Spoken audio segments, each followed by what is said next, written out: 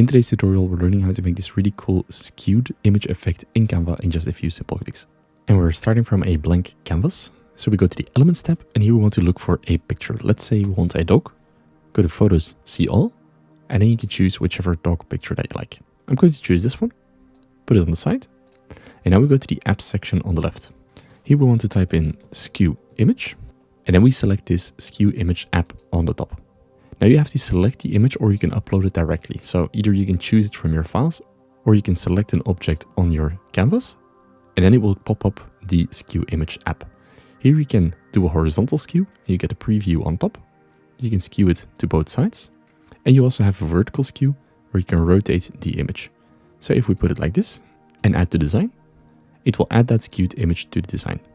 And now you can go to Edit, maybe add some shadows, and choose for a drop shadow, reduce the intensity, and this way you get a nice skewed image in Canva in just a few simple clicks.